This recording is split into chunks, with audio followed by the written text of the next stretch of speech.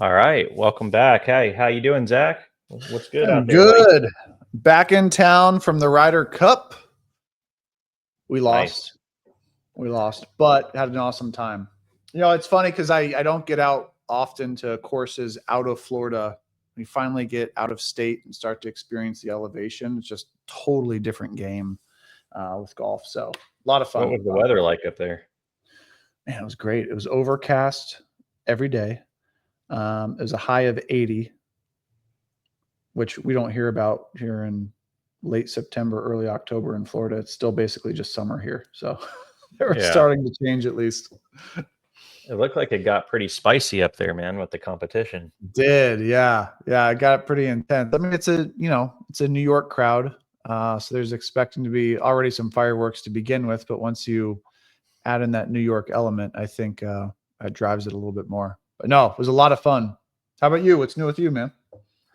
Same old, man. Yeah, I saw some of the highlights of the Ryder Cup. I didn't watch it all on TV, but I saw some of the like spicier things that happened, like someone throwing a cup at what was his name, Rory's wife, Rory McIlroy's wife, and then I saw another cut where he was like telling someone to shut the F up because they were like saying something when he was about to hit. It goes back and forth, man. It's not like your normal golf tournament. It's tough to explain to somebody who doesn't follow golf because it's like, well, it's about as crazy as a crowd is going to get for golf. And when you think about that, you're like, okay, it's not very crazy. Well, so that's the thing is like maybe there's an opportunity, like a new venture that could be beyond like what live golf or whatever you call it, live live, whatever they call it. Like maybe you could spice it up a bit more and have like a mixture of like WWE and golf. Maybe have like where the spectators are, there's like a top rope, like turnbuckle, and like people can jump off and like frog splash onto the tee box. It's just creating a whole new sport. Yeah. I think there's a lot of demand for it though, based on the way this Ryder Cup. Yeah, no, you're not kidding. Yeah. I mean, I thought at one point there was going to be a fist fight. I mean, I even saw the caddies going at it. Yeah. I mean, how often I didn't even know caddies actually spoke to one another. Like, dude, you want to know what the best part about the fight? You know the best part about that? The reason they got into that was over reading a putt. Somebody took too long reading the putt. Unreal. That would be pretty interesting to see the caddies duke it out. Yeah. Some of them are badasses, though. Yeah, some of them are some big boys too. Yeah, that's what I mean. Yeah. Anyways, well, that's cool. I'm glad that you had a good time. I'm glad the weather held up for you guys up there, and that you made a good memory. So that's cool. That's what life's about. That's right. Thank you, man. Yeah. So let's go ahead and kick this episode off. Welcome back to our audience here to another exciting episode of the I Love Annuities podcast. I'm Jeremiah Conger. And I'm Zachary Van Ness. And together we are the Annuity Dudes. Today, something a little bit different from our usual. Today we're diving into something big. So the one big, beautiful bill. Do you have a good impression? It's such a big, beautiful bill. I mean, it's big, it's beautiful. It's a one big, beautiful bill. That's right. That's pretty good. I don't know. I've never tried it before. So what we're doing today is we're taking a look at the one big, beautiful bill and what it could mean for retirees and future retirees. So I'm sure by now you've seen the headlines about no more taxes on Social Security or big tax cuts for seniors, or maybe even whispers of Medicaid changes. You might be wondering what's really going on. Today, we'll break it down, what the bill says, how it could impact retirement planning, and especially how annuities fit into this new environment. That's right. So jumping into just understanding what is this big, beautiful bill. All right. So first, let's set the stage. The big, beautiful bill is officially called the One Big, Beautiful Bill Act. It's a tongue twister too. OBBB. OBB. Yeah, you know me. It's a sweeping piece of legislation that combines tax cuts, spending changes, and new rules for individuals, families, and yes, of course, retirees, which is why we're talking about it today. So for seniors, the biggest headlines are a new deduction for people 65 and older, potential relief of Social Security taxation, and changes to Medicaid and healthcare funding that could indirectly affect retirement costs. And like most big bills, it can get messy, and that's not any different with this one. There's a lot of overselling in the media, some saying this is the greatest gift to retirees ever, others warning it's going to wreck Medicare. The truth, it's somewhere in between, and that's why we're here today, is to strip out all the noise and give you the facts that matter for your income and retirement planning future. That's right. So taking a look at this, really what we want to consider are the components that come with it. So the big changes that really matter for retirement. The first piece of that will be what we'll take a look at today is senior deduction and Social Security tax relief. So one of the biggest pieces is the new senior deduction. So if you are 65 or older, you can claim an additional deduction up to $6,000. And if you're married and both qualify, that's up to $12,000. And that's really a huge, really big for the middle class retirees. And the claim floating around is that almost 90% of Social Security recipients will no longer owe federal taxes on their benefits. But here's the kicker. It doesn't actually repeal Social Security taxation. It just gives you a deduction that lowers taxable income. High earners may not see the same benefit just because it phases out above certain income levels.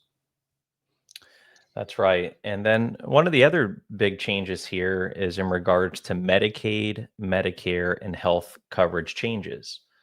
So, another big part of this bill is the cuts or changes to Medicaid funding and tweaks to ACA marketplace rules. For retirees or near retirees who rely on those systems, that could mean less stability or potentially higher out of pocket cost. And that's the part that most people miss is while the deduction feels like a win, the other side of the coin is you may be shouldering more health related expenses in retirement. And that means your income plan really needs to account for more uncertainty, specifically around healthcare. All right. The next topic that we would cover within this is the fiscal pressure and the deficit risk. So the other big concern here is debt. So estimates show that the bill could add trillions to the deficit over the next decade, which usually leads to one thing: pressure on Medicare and Social Security down the road. So while Medicare isn't directly cut in this bill, the long-term math means retirees may be looking at preparing for potential future changes or tighter benefits. That's right. And other tax provisions that are worth noting, things like a higher SALT deduction cap, new deductions for things like auto loan interest, and expanded education accounts. These don't directly hit retirees, but they do shift the tax landscape and could influence strategies like Roth conversions, which is a big trending topic right now in our industry, and or charitable giving. So it's really about evaluating and understanding the ripple effect. Even if you're not using every piece of this bill, you need to know how it might change your financial planning environment. And that leads us into the next segment here, and that is what are the changes and how do they impact retirement and income planning? So let's talk about what our listeners really care about here, and that is, how do these changes or potential impacts affect their retirement income plan? Yeah. So first, the senior deduction uh, creates a window. It might let you pull more income from your IRA or annuities without bumping up your tax bill. That's a planning opportunity, especially for that Roth conversion you had mentioned. Yeah, the second here is that annuities become even more valuable here. If health costs rise and government support is less reliable, having a guaranteed income floor via annuities is huge. And that way, your essential expenses, your housing, your food, your health care, and all of the core living expenses that you need, they're locked in for the long haul. And that's through the guarantees of these income annuities. Yeah, third thing to note would be that the sequencing matters more. So if you've got multiple income sources, Social Security, annuities, IRAs, brokerage accounts, we really need to think carefully about the order in which we draw the income. That's how you maximize the deduction without losing it to phase outs. And fourth, annuities with long-term care riders or hybrid features are now even more attractive than in years past. And because if Medicaid becomes harder to rely on, you want a private plan that's a backup essentially built in to your retirement strategy. Right. We really target how this changes retirement and annuity planning and how we help on that end of it. But there's also that factor that maybe doesn't always come to the forefront until we sit down and think about, okay, how's this going to affect us psychologically in our everyday behaviors and how we'll be impacted by that. So one thing that I'm watching is how people behave because of this bill. So some retirees might think, great, Social Security is now tax-free, and start spending a little bit more freely. Yeah, and ultimately, because of the things we don't know, right, that could be dangerous. This bill's tax relief may be temporary. It may sunset one day if a new administration comes in and, reverts this. Or other future laws could claw back some of it. So if you spend like it's permanent, you could definitely regret it later. That's right. And we speak more to the psychonomics in previous episodes, and really just understanding where the annuities can help psychologically. And they give you that peace of mind and permission to spend. What did we call it before? The license to spend. License to spend. That's right. You don't have the music, do you? Yeah, of course I do, man. Let me fire it up.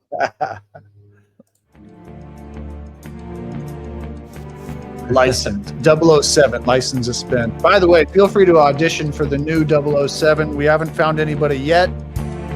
Sean Connery, I don't think he can do it now. Well, maybe washed we can find up. somebody else.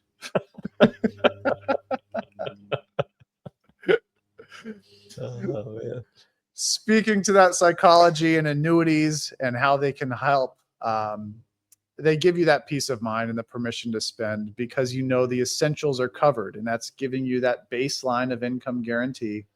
You know your essentials are covered regardless of what Congress does 5 years from now or 10 years from now.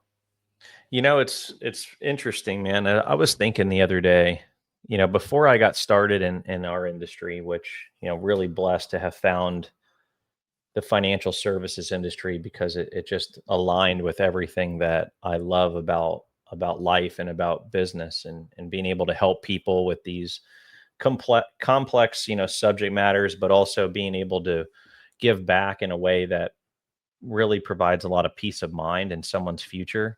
I really love what we do, but when I was transitioning from my prior industry, which was in the wireless business, I kind of grew up, and that's how you and I met, Zach, right? We worked together in the wireless industry. But I was thinking back, man, I remember hitting a point where I was down on my luck. I was trying to sell the stores that I owned at the time. I had amassed a bunch of debt because our bottom line wasn't what it needed to be, and we were, having a hard time making ends meet for our business. And I remember, man, like, because I always try to relate with retirees and like what they're going through when it comes to, hanging up the gloves and then trying to rely on their nest egg for income. And I remember when I was in that transition phase before I found financial services, I went through a period where I had limited funds and I had bills to pay. I still had things that I needed to do and maintain. And I remember how hard it was, like spending money on bills without earned income. Mm-hmm. Like I had a pot of money that was a reserve for those types of events. And in that transition, I needed to I needed to tap into that reserve bank. And that's no different than what people are doing today when they have a nest egg. It's a set amount of money, Hopefully they can get some fair growth on it without taking too much risk. But when you start to need income and you start withdrawing from it, not knowing if you're going to get the growth that you need to sustain it long term, like that's a scary feeling. And I was thinking about that the other night when I was laying in bed. And I don't know what caused me to think of it, but I was like, man, I remember how like scary that was for me. And now maybe it's not for everybody, but whenever you have like a finite resource and one day it could potentially run dry and you still need it, but if it's no longer there, what do you do? Like it makes you act and respond differently to certain environments and certain conditions. And that's no different than what retirees face. So, like, that is one of the reasons that we do this podcast, is because we understand what people deal with and what they're going through and what kind of decisions they may need to make or may be fearful of making. We also understand the potential emotions that come with regret or with even with greed. We know all of those things and understand them. So that's why we're advocates for annuities, is because they're such a monumental building phase of life. Like think of the hierarchy of needs, Maslow's hierarchy of needs.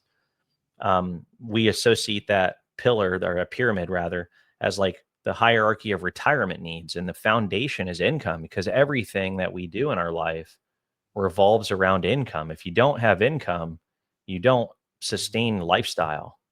You can't even keep the lights on, for Christ's sake. So it's like, it's such a key element of success in those retirement outcomes. And when you can use an annuity to take the psychological impact from having to withdraw money from the market accounts that you've amassed over your working career, it has a magical effect. Like there's no other vehicle that can do what an annuity does when used appropriately. I think that's the key. There's so much taboo and crap out there with the word annuity because of the way that they've been wrongly represented in the marketplace. But when you appropriately apply an annuity to someone's plan, the optimization that occurs psychologically, giving someone clarity and peace of mind, and then also optimizing the growth element of their portfolio, because they can now take the risk, ride out the ebbs and flows of the market. It's truly unmatched. And like, I know that there's a huge need for these products in the market, and it's obviously apparent. Last year I think there was a total of 437 billion with a B transacted in annuities. So obviously people are believing in these products, that it is catching on. But I know that there's a large group of people out there that don't have a plan at all. We looked at the research a few episodes back. I think it was 73% or 75% of people retiring don't have a formal income plan. Like that's absolutely scary. And then what happens when we face adverse conditions in the market, with our economy? You never know when that's going to happen. Nobody knew the global financial crisis was going to happen back in 07, 08. No one knew the dot-com bubble was going to happen in the early 2000s. We just don't know, but you need to be prepared for those what ifs, because those can derail the outcome, the success of your plan long term. And that's something that this country does not need a large mass of people going through.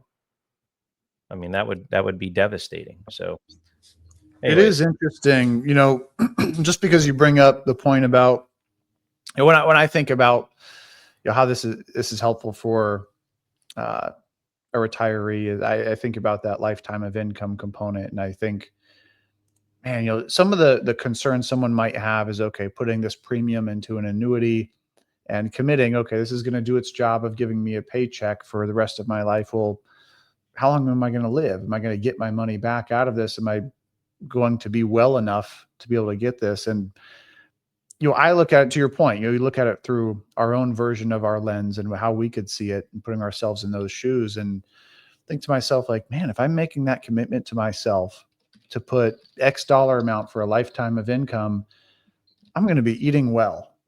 I'm going to be exercising. And for me, that's the driver for me, is that, okay, well, how can I outlive this? How can I live beyond my money that I gave to this insurance carrier?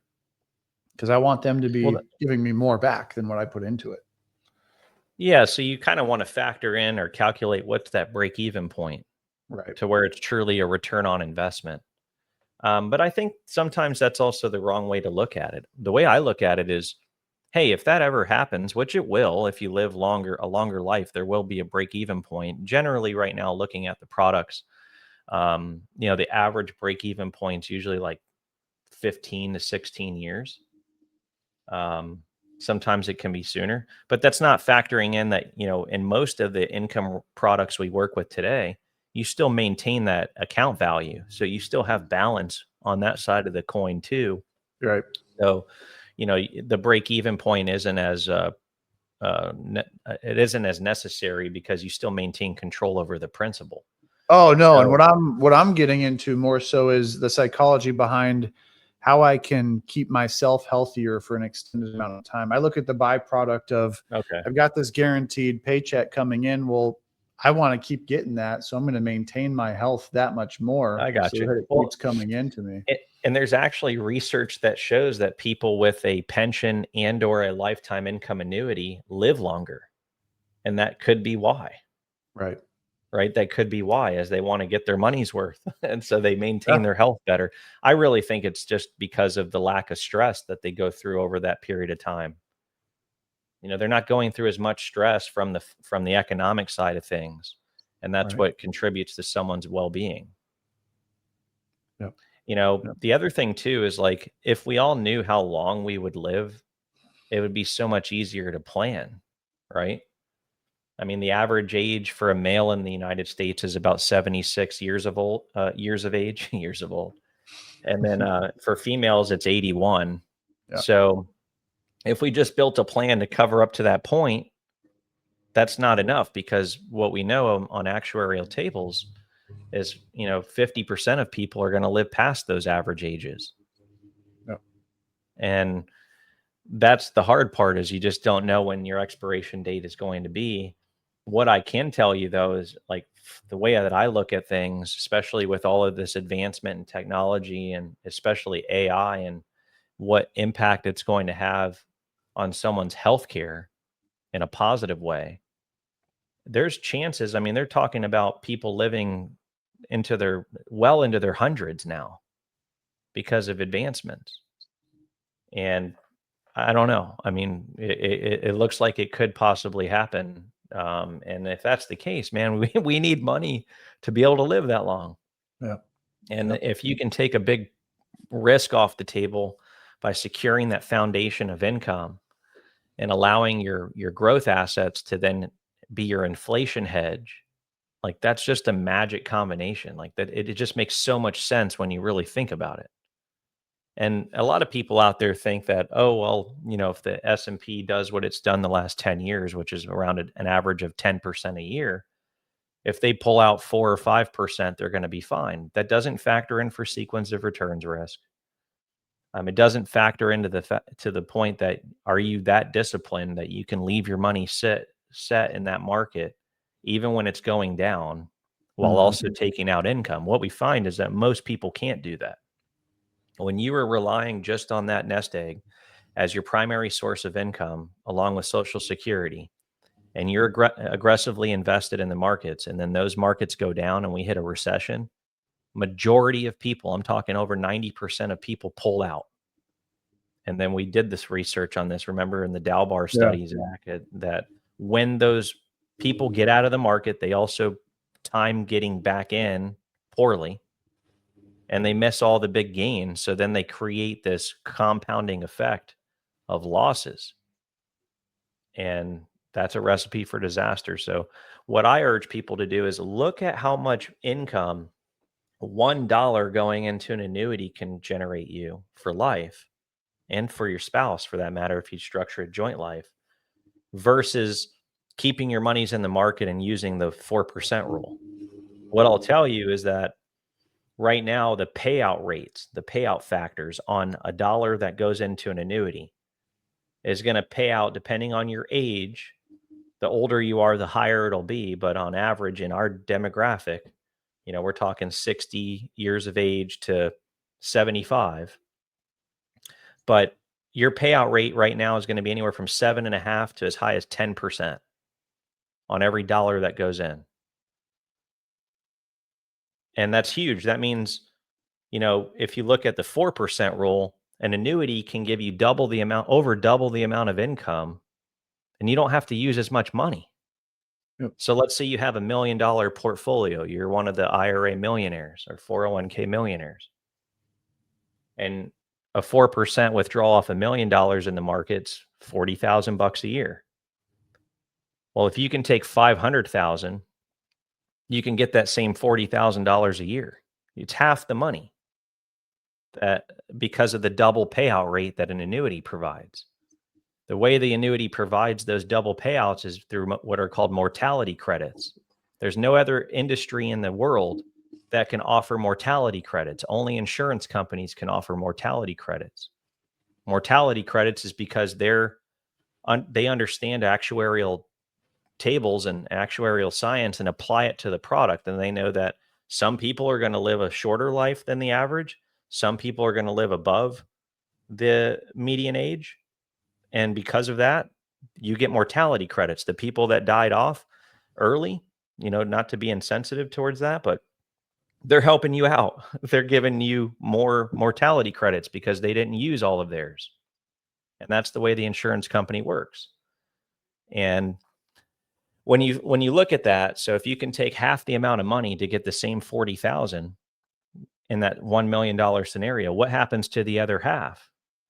Well, the other half of your money you can leave aggressively invested instead of tailoring it back to be a bit more conservative because you're fearful of losing it. You can still maintain that aggressive nature that you did throughout your working career, and then it's going to grow, and you get to stay in the market and ride out the ebbs and flows and not have to worry about poor timing or timing risk. And you don't have to worry about sequence of returns risk anymore.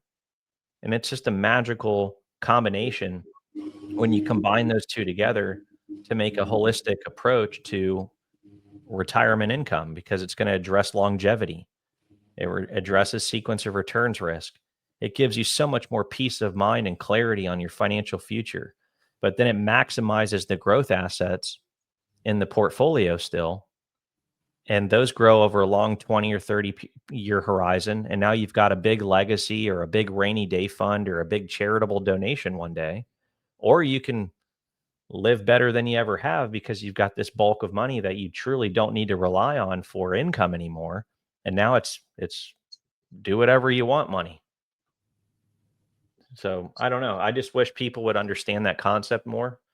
The other part that is under discussed and often not discussed at all is when you have that type of plan with the annuity and growth assets, it's really a autopilot type plan. The income's done for you. You're not having to rely on some investment advisor to source your income. You're not having to worry about if they pass away one day because they're already 60 and they're older than you are. What happens to managing your money? You don't have to worry about any of that. You don't have to worry about if you pass while you age and get older and that investment advisor passed away, how are your kids going to help you with your income? Like, none of that comes into the equation because it's an autopilot type of plan when you have the annuity and the growth assets in combination. So I can't say much more about it other than that. You can tell I'm passionate about it. We've done all the research. We've looked at every other scenario where you could generate income. Nothing holds a candle to the annuity just because of the guarantees and the fact that it's there for the rest of your life and the fact that you don't have to manage anything. It's on autopilot.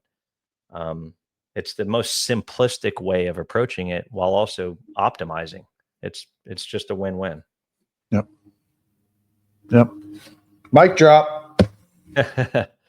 Anyways, I think we've got one scenario to run through here, and then I think we wrap this thing up. But going back to the original content here, which was the big beautiful bill and its impact on retirement. If we run through a real quick case study example, let's talk about a retirement couple. They're both 67 years young.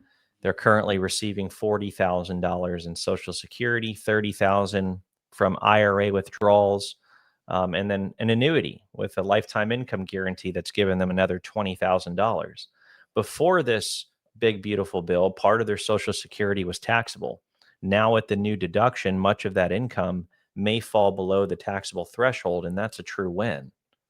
Absolutely. And there's only really a catch here that comes with that. And that's if they pull too much from that IRA in 1 year, they could lose the deductions because of income phase out. So the smart move is balancing the annuity income and withdrawals to stay in that sweet spot. And that's why working with a tax professional and an annuity professional will provide some guidance there in understanding the right methodology behind that plan. So that way, you lock in that guaranteed income and you can keep those taxes low. Absolutely. So the key takeaways here, if you're thinking about, what you should do next, the first thing would be to run your numbers with new deductions in mind, the new OBBB tax deductions. Second, prepare for healthcare costs to be higher, not lower.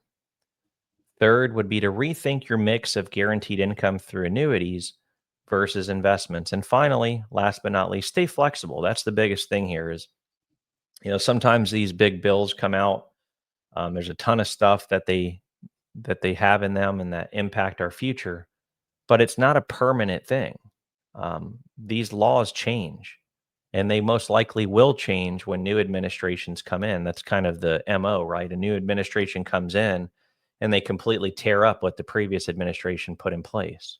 Right. So just think of it with that thought in mind, that it is most likely a temporary change, but it could still be something that impacts you for a fair amount of time, especially if you're already in or soon to enter those retirement years.